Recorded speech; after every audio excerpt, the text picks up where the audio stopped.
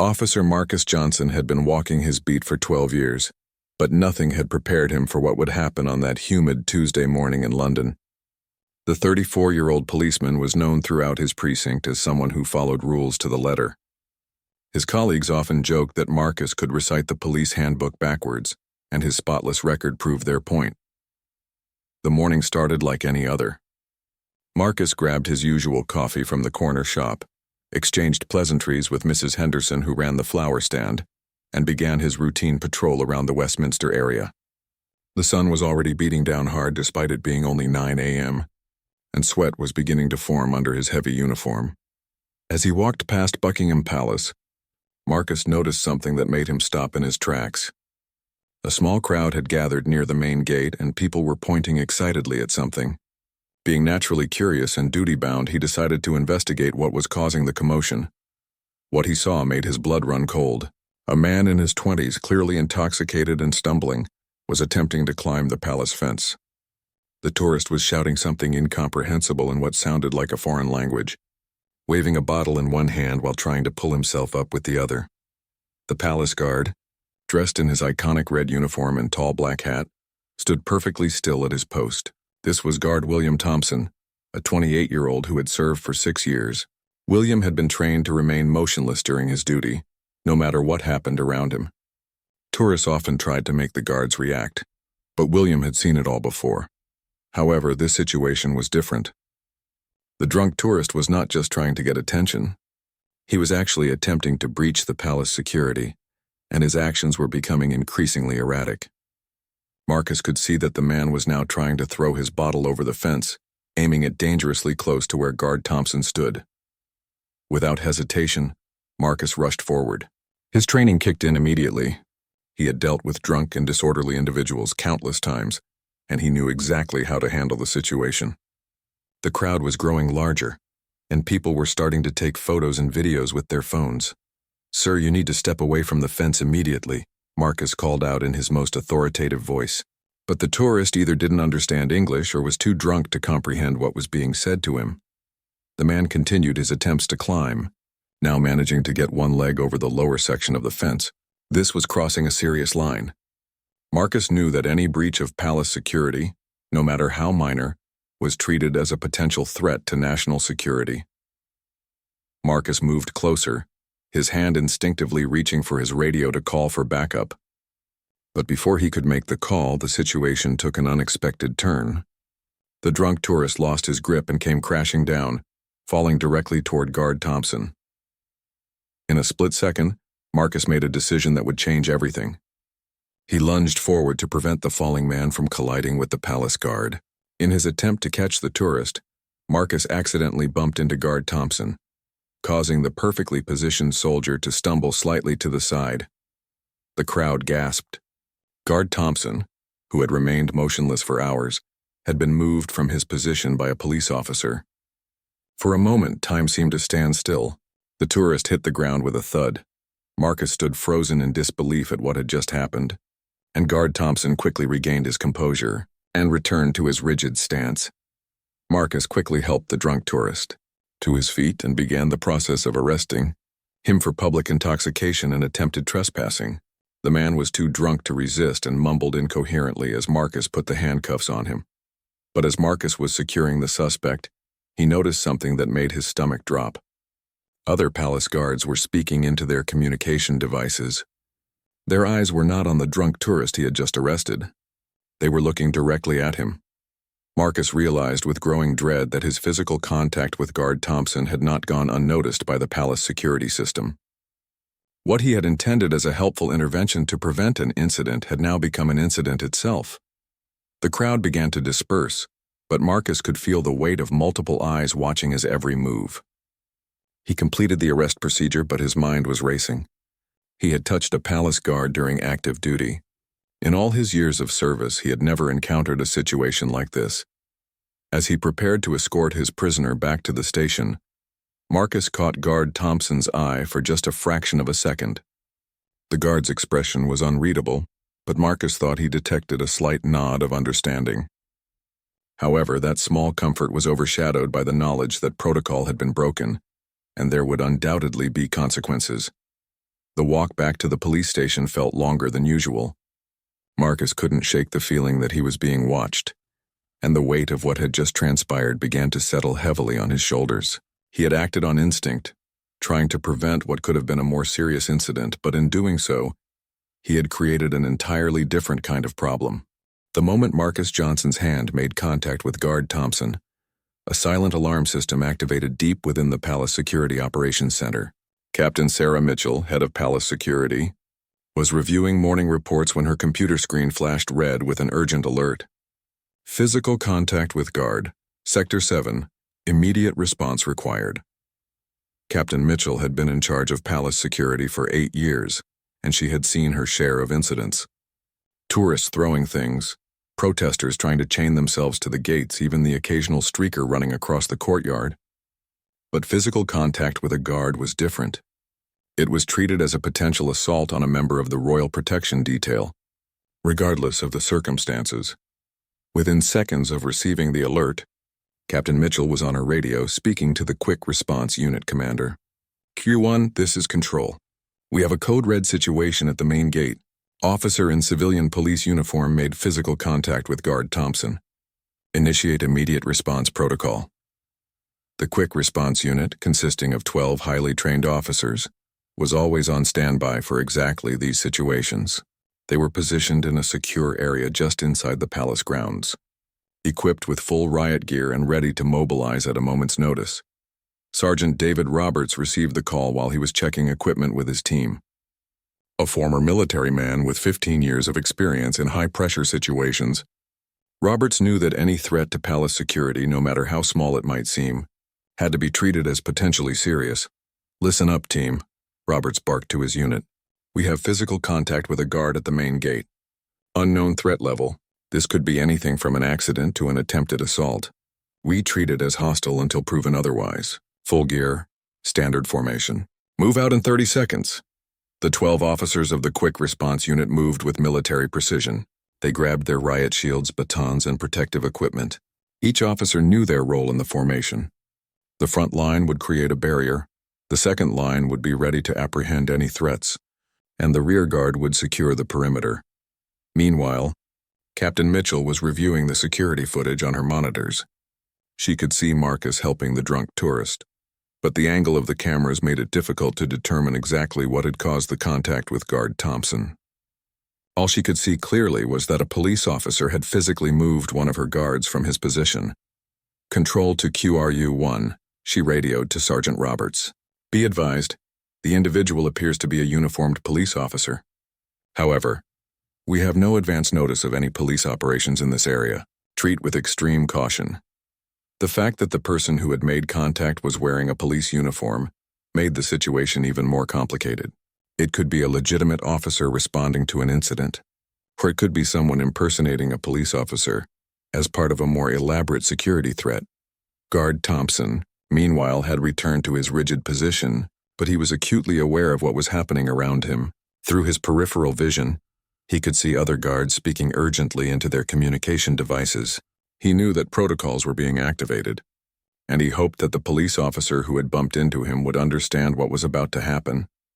The drunk tourist was completely oblivious to the larger situation unfolding around him. Marcus had him secured and was preparing to leave, but he was starting to notice increased activity among the palace guards. More guards had appeared at various positions, and there seemed to be movement behind the palace gates. As Marcus began walking the tourist away from the palace, his police radio crackled to life. Control to Unit 47, what is your current location and status? Marcus pressed the button on his radio. Unit 47 to Control, currently at Buckingham Palace main gate. Have one male in custody for public intoxication and attempted trespassing on palace grounds. Requesting transport for prisoner. There was a pause before the radio responded. Unit 47, maintain your position. Do not leave the area until further notice. This was unusual. Marcus typically would transport prisoners directly to the station for processing. The instruction to maintain position suggested that something else was happening, something he wasn't aware of. At that moment, Marcus heard the sound that would be etched in his memory forever. It started as a low rumble like distant thunder, but quickly grew louder. It was the sound of heavily booted feet running in perfect synchronization, getting closer with each passing second. The tourists and pedestrians in the area began to look around nervously. Some started backing away from the palace gates, sensing that something significant was about to happen. The atmosphere changed from casual morning sightseeing to tense anticipation. Marcus felt his pulse quicken. He had no idea what was coming, but his experience told him that the sound of multiple officers running in formation was never a good sign. He tightened his grip on the drunk tourist who was starting to become more aware of his surroundings. "What's happening, officer?" the tourist asked in broken English, his intoxication beginning to wear off as adrenaline kicked in. Before Marcus could answer, he saw them. 12 officers in full riot gear came running around the corner of the palace wall, moving in perfect formation. They were armed with shields and batons, and their faces were hidden behind protective visors. The sight was both impressive and terrifying. The quick response unit had covered the distance from their staging area to the main gate in less than 10 seconds, just as they had trained to do hundreds of times before. Sergeant Roberts raised his hand and the entire unit came to a halt in perfect unison, forming a semicircle around Marcus and his prisoner. The sudden appearance of the tactical team sent shockwaves through the crowd of tourists. People began screaming and running in different directions. Parents grabbed their children, and everyone seemed to understand instinctively that they needed to get as far away as possible from whatever was happening. The semicircle of riot-equipped officers created an imposing wall of black uniforms and shields around Marcus and his prisoner. The drunk tourist, now considerably more sober due to shock, began shaking uncontrollably. Marcus felt his heart pounding against his chest as he tried to process what was happening. Sergeant Roberts stepped forward, his voice amplified by the communication device built into his helmet. "Police officer, identify yourself immediately. State your name, badge number, and explain your actions regarding contact with the palace guard." Marcus raised his free hand slowly, keeping the other firmly on his prisoner. "I'm Officer Marcus Johnson, badge number 4847 Metropolitan Police. I was responding to this individual's attempt to breach palace security. During the arrest, I accidentally made contact with the guard to prevent a collision." The explanation seemed straightforward to Marcus, but he could see through the visors that the tactical officers were not immediately convinced. Their training required them to verify everything, trust nothing at face value, and assume potential threat until proven otherwise. Sergeant Roberts spoke into his radio. "Control, we have Officer Marcus Johnson, badge 4847 claims Metropolitan Police, requesting immediate verification of identity and current duty status." Captain Mitchell, back in the Security Operations Center, was already running checks on Marcus's information. Her fingers flew across the keyboard as she accessed police databases, duty rosters, and personnel records. Within moments, she had confirmation. "QRU-1, this is Control. Officer Johnson checks out. He is legitimate Metropolitan Police, currently on scheduled patrol duty in Westminster area. However, we still need to establish the exact circumstances of contact with our guard." While waiting for verification, Marcus became acutely aware of how the situation must look to the palace security team. From their perspective, an unknown individual had physically interfered with one of their guards, potentially compromising security protocols. He realized that his good intentions meant nothing if he couldn't prove what had actually happened. The drunk tourist suddenly spoke up, his voice trembling. "The officer," he saved the guard. "I was falling, going to hit the soldier. This man caught me." He pointed shakily at Marcus. One of the tactical officers turned his attention to the prisoner. "What is your name? What were you doing at the palace fence?" "My name is Klaus Weber. I'm from Germany. I had too much to drink. I wanted to see the palace up close. I did not mean to cause trouble." Klaus was now completely sober and clearly terrified by the overwhelming response his actions had triggered. Sergeant Roberts continued gathering information while maintaining the security perimeter. "Officer Johnson, walk me through exactly what happened, step by step." Marcus took a deep breath and began recounting the events. "I was on routine patrol when I noticed a crowd gathering. I investigated and found this individual attempting to climb the palace fence while intoxicated. As I moved to intervene, he lost his grip and began falling toward Guard Thompson. I reached out to prevent the collision and accidentally bumped the guard in the process. Meanwhile, Captain Mitchell was reviewing multiple camera angles of the incident. The palace security system had dozens of high-definition cameras that captured every angle of the grounds. She could now see clearly what had transpired, and Marcus's account matched exactly what the footage showed. QRU-1, this is Control. Captain Mitchell's voice came through clearly on the radio. I have reviewed the security footage. Officer Johnson's account is accurate. He prevented what could have been a more serious incident. The contact with Guard Thompson was incidental to preventing the intoxicated individual from colliding with our officer. A collective sense of relief seemed to pass through the tactical team, but their professional discipline kept them in position. Protocol still required a complete debriefing and formal documentation of the incident. Guard Thompson, who had remained perfectly still throughout the entire ordeal, finally received permission through his earpiece to speak.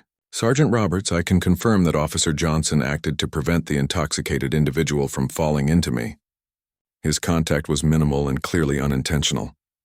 The crowd of tourists who had initially scattered in panic were now watching from a safe distance.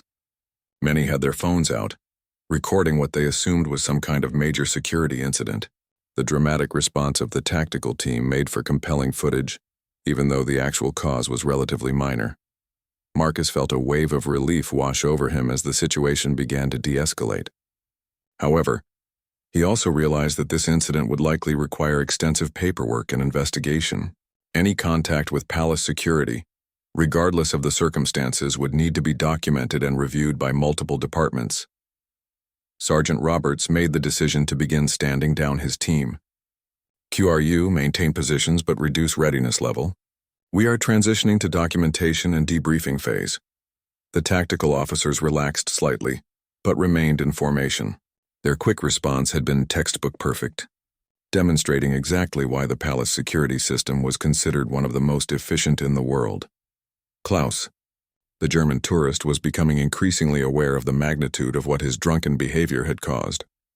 I am very sorry, he said to anyone who would listen. I did not know this would happen. I just wanted to see the palace. Marcus looked at his prisoner with a mixture of sympathy and exasperation. A simple case of public intoxication had somehow escalated into a full tactical response involving dozens of security personnel. The irony was not lost on him that his attempt to prevent an incident had actually caused a much larger incident. Captain Mitchell's voice came over the radio again. All units, we are implementing standard post-incident protocols. Officer Johnson, you will need to accompany our personnel for a formal debriefing. Your prisoner will be transferred to appropriate authorities for processing. The realization hit Marcus that his day was far from over. What had started as a routine patrol and simple arrest was now going to involve hours of interviews, reports, and documentation. Every detail of his actions would be scrutinized to ensure that proper procedures had been followed, and that no security breaches had occurred. The debriefing room inside the palace security headquarters was unlike anything Marcus had ever seen. Located deep within the palace complex, it was equipped with multiple monitors, recording equipment, and secure communication systems. As he sat across from Captain Mitchell, Marcus couldn't help but feel like he was in some kind of spy movie. Two other officials had joined the meeting: Inspector Helen Davies from the Metropolitan Police Liaison Unit and Commander James Harrison from the Royal Protection Command. The presence of such high-ranking officials made Marcus realize just how seriously this incident was being taken. Captain Mitchell began the formal interview. Officer Johnson, we appreciate your cooperation in this matter. Before we begin, I want to assure you that our preliminary investigation suggests you acted appropriately under the circumstances. However, we need to document everything for our records. Inspector Davies, a stern woman in her 50s, leaned forward. Marcus, I've reviewed your service record. 12 years of exemplary service, no complaints, multiple commendations. This incident appears to be completely out of character for you, which supports the theory that it was simply an unfortunate accident. Meanwhile, Klaus Weber was being processed in a separate facility. The German tourist was now fully sober and deeply remorseful about his actions. He was being interviewed by Detective Sarah Williams, who specialized in cases involving foreign nationals. Klaus, help me understand what led to your decision to climb the palace fence, Detective Williams asked, her tone professional but not unkind. Klaus rubbed his temples, clearly embarrassed. I had been drinking since early morning. It was my first time in London and I wanted to get a better view of the palace. In my country, we do not have such strict security around government buildings. I did not realize how serious this would be. Back in the Palace Security Center, Commander Harrison was explaining the broader implications of the incident to Marcus. Officer Johnson, you need to understand that any physical contact with our guards triggers automatic protocols. These procedures exist because we cannot take any chances with royal security. Marcus nodded, finally beginning to grasp the full scope of what had occurred. Sir, if I may ask, how many people were involved in the response to this incident? Captain Mitchell consulted her notes. The quick response unit consisted of 12 officers. Additionally, we had 6 guards on perimeter watch, 4 officers in the control room, 2 supervisors, and various support personnel. In total, approximately 30 people were directly involved in responding to your contact with Guard Thompson. The number shocked Marcus. 30 highly trained professionals had been mobilized because he had accidentally bumped into a palace guard while trying to prevent an incident. The efficiency of the response was impressive, but it also highlighted just how serious any breach of protocol was considered. Inspector Davies continued her questioning. Marcus, walk us through your thought process when you saw the intoxicated individual falling toward the guard. What options did you consider? Marcus thought carefully before answering. Honestly, Inspector, there wasn't time to consider options. I saw someone about to collide with the guard and I reacted instinctively. My training kicked in to prevent what could have been an injury to both the tourist and Guard Thompson. Commander Harrison made notes as Marcus spoke. That instinct may have actually prevented a more serious incident. If the intoxicated individual had collided with Guard Thompson, it could have been considered an assault on a member of the Royal Protection Detail. The response would have been even more significant. In the other interview room, Detective Williams was getting more details about Klaus's background. Klaus, you mentioned this is your first time in London. What brought you here? I am here for a business conference. I work in automotive engineering. The conference ended yesterday and I was supposed to fly home today, but I decided to do some sightseeing first. Klaus looked increasingly worried. Will this affect my ability to travel? I have a job to return to in Germany.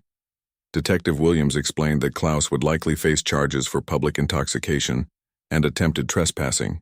But given the circumstances and his cooperation, the penalties would probably be minimal.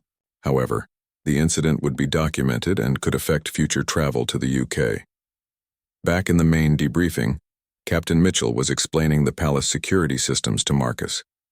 Our monitoring system is designed to detect and respond to any unusual activity within seconds.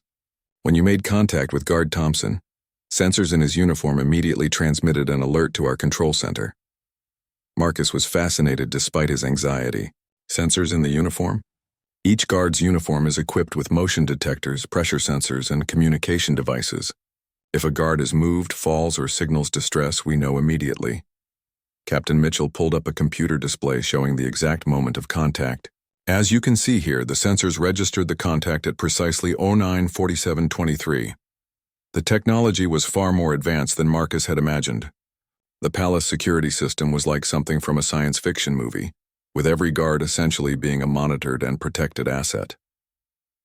Inspector Davies shifted the conversation to the aftermath. Marcus, your quick thinking and professional conduct during the incident have been noted. However, this situation will require a formal report to be filed with your department. You'll need to meet with your supervisor to discuss the events. Marcus felt a knot form in his stomach. Will this affect my career, Inspector? Commander Harrison answered before Davies could respond. Officer Johnson, based on our investigation and the testimony of witnesses, including Guard Thompson himself, it's clear that you acted appropriately. If anything, you demonstrated good judgment under pressure. However, the incident will become part of your permanent record. The interview continued for another hour, with officials asking detailed questions about Marcus's training, his experience with similar situations, and his understanding of palace security protocols. They also discussed potential improvements to communication between Metropolitan Police and Palace Security to prevent similar misunderstandings in the future.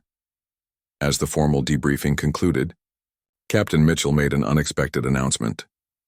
Officer Johnson, I want to personally thank you for your actions today. While the contact with our guard triggered our response protocols, your intervention likely prevented a more serious incident. Guard Thompson has also requested to speak with you before you leave. Marcus was surprised by this development. Throughout the ordeal, he had worried that he had somehow compromised Guard Thompson or put him in an awkward position. The opportunity to speak directly with the guard was something he hadn't expected, but very much welcomed. Guard William Thompson was waiting in a small meeting room adjacent to the security center when Marcus was escorted in. Without his ceremonial uniform and tall black hat, William looked much younger and more approachable than he had while on duty. He stood up as Marcus entered and extended his hand with a warm smile. "Officer Johnson, I wanted to thank you personally for what you did today," William said as they shook hands. "I saw everything that happened, and I know you were trying to help." Marcus felt a wave of relief wash over him. "I was worried that I had caused problems for you, Guard Thompson. I know how important it is for you to maintain your position during duty." William gestured for them to sit down. "Please call me William." "And you didn't cause problems at all. If that drunk tourist had crashed into me, it would have been much worse. I've been doing this job for 6 years, and I've never had anyone fall into me like that. Your quick thinking prevented what could have been a real mess." The conversation helped Marcus understand the situation from William's perspective. As a palace guard, William had been trained to handle various situations while maintaining his ceremonial stance, but a collision with an intoxicated person would have been difficult to manage professionally. "Can I ask you something, William?" Marcus said. "When I bumped into you, what went through your mind?" William chuckled softly. "Honestly, my first thought was, well, this is new. I felt you push me slightly to the side, and I could see the drunk man falling past me instead of into me. I realized immediately what had happened. Then I heard all the radio chatter starting, and I knew the protocols were kicking in." Their conversation was interrupted when Captain Mitchell entered the room with an update.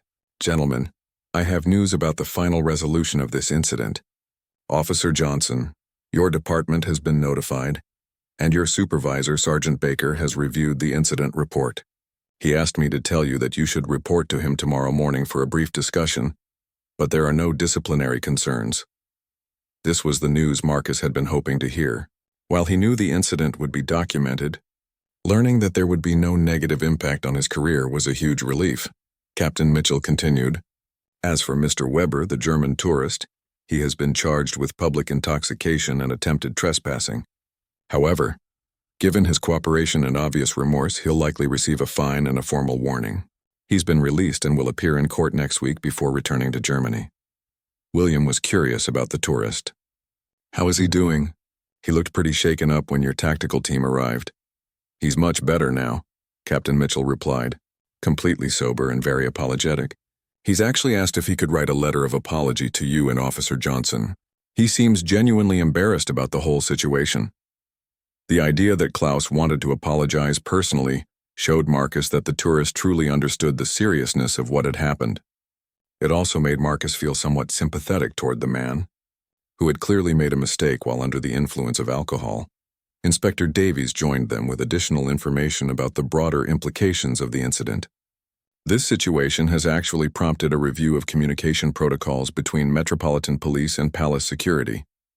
We want to ensure that if similar situations arise in the future, there can be better coordination." William nodded approvingly. "That makes sense.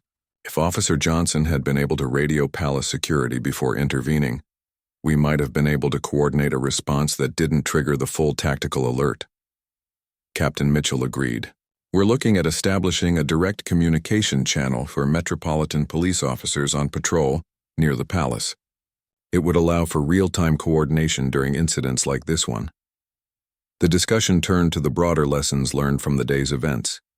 Marcus reflected on how a simple act of trying to help had escalated into such a major incident, involving dozens of personnel and multiple departments. "The thing that strikes me most," Marcus said, "is how quickly everything happened. From the moment I made contact with William to the arrival of the tactical team, it was probably less than 2 minutes. William confirmed this timeline. "The response time was incredible. I could hear them mobilizing through my earpiece almost immediately after you bumped into me. The system worked exactly as it was designed to work." Inspector Davies brought up an interesting point. This incident actually demonstrates both the effectiveness of the security systems and the importance of human judgment. The technology detected the contact and triggered the response, but it was the human analysis that determined there was no actual threat. As their meeting drew to a close, Captain Mitchell made an announcement that surprised everyone.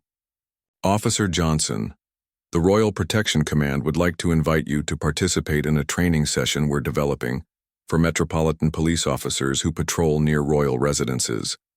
Your experience today and your professional handling of the situation could be valuable in helping other officers understand how to navigate similar scenarios." Marcus was genuinely honored by the invitation. "I would be happy to help in any way I can, Captain. If my experience can help prevent other officers from going through what I went through today, then something good will have come from all this." William stood up and shook Marcus's hand again. "Officer Johnson, I hope our paths cross again under better circumstances. Maybe next time you can just walk by and wave instead of having to catch falling tourists." Both men laughed, and Marcus realized that despite the stress and confusion of the day, he had gained a new respect for the palace guards and their dedication to their duties. William had remained professional throughout the entire ordeal, even when chaos was erupting around him. Inspector Davies gathered her files and prepared to leave. "Marcus, I'll make sure your supervisor gets a full report emphasizing your professional conduct during this incident. You handled an unusual situation with good judgment and quick thinking. Your department should be proud." As the meeting concluded, Marcus reflected on how dramatically his day had changed from a routine patrol to an international security incident. He had learned about advanced security systems, experienced military-level tactical responses, and gained insight into the complex world of royal protection. Captain Mitchell walked Marcus to the exit. "Officer Johnson, one last thing. The media has gotten wind of the tactical response, and there may be some news coverage. We've prepared a brief statement explaining that it was a training exercise response to a minor incident. Your name won't be mentioned in any public statements." Marcus appreciated this discretion. The last thing he wanted was to become a news story about the police officer who accidentally caused a major security response at Buckingham Palace. As he finally left the palace security headquarters, Marcus looked back at the imposing building and the guards at their posts. He had a new appreciation for the complexity and seriousness of their work, and he knew he would never look at palace security the same way again. 3 months later, Marcus Johnson stood in front of a classroom filled with 25 Metropolitan Police officers, sharing his story as part of the new Royal Residence Patrol training program. The incident that had caused him so much stress had indeed become something positive, helping to improve coordination between regular police and palace security. "The most important lesson I learned," Marcus told the attentive officers, "is that even when you think you're helping, you need to be aware of the bigger security picture." What seemed like a simple intervention to me triggered a massive response because I didn't understand the protocols in place. In the audience sat several familiar faces, including Sergeant Roberts from the Quick Response Unit and Inspector Davies. They had all become part of the training program, sharing their perspectives on the incident from different angles. William Thompson, now promoted to corporal, was also present as a guest instructor. "From the guard's perspective," he explained to the class, "we appreciate when police officers help with incidents near the palace, but communication is key. If Officer Johnson had been able to radio our security center first, we could have coordinated a response that didn't require the full tactical team." The training program had been implemented at 5 royal residences across London, and early results were promising. In the 3 months since its launch, there had been several minor incidents that were handled smoothly through improved communication protocols. Marcus had received a commendation from his department for his role in developing the training program. More importantly to him, he had maintained a good relationship with the palace security team and had even been invited to observe some of their training exercises. Klaus Weber had returned to Germany after paying his fine and serving community service. He had indeed written letters of apology to both Marcus and William, and had even sent a donation to a police charity as a gesture of goodwill. His court appearance had been brief, with the judge noting his cooperation and genuine remorse. The incident had also led to some technological improvements. The palace security system now included better integration with metropolitan police communication networks, allowing for faster verification of police officers and improved coordination during incidents. Captain Mitchell often used the incident as a case study in her security briefings. "This event showed us that our response systems work exactly as designed," she would tell new recruits. "But it also taught us the importance of human judgment and communication in preventing unnecessary escalations." During a break in the training session, Marcus found himself talking with a young officer named PC Emma Roberts, who was new to the Westminster beat. "Sir, were you scared when you saw all those tactical officers running toward you?" Marcus smiled, remembering his own feelings that day. "Terrified would be a better word, Emma. But the important thing is that everyone involved handled the situation professionally. The tactical team did their job perfectly, even though it turned out to be unnecessary." William approached them during the conversation. "That's exactly right. Our job is to assume the worst-case scenario and respond accordingly. It's better to overreact to a non-threat than to underreact to a real one." The training session concluded with a practical exercise where officers practiced radio communication with palace security during simulated incidents. The improvement in response coordination was immediately apparent, and several officers commented on how much clearer the protocols now seemed. As the day ended, Marcus reflected on how an accidental bump had led to such significant changes in security procedures.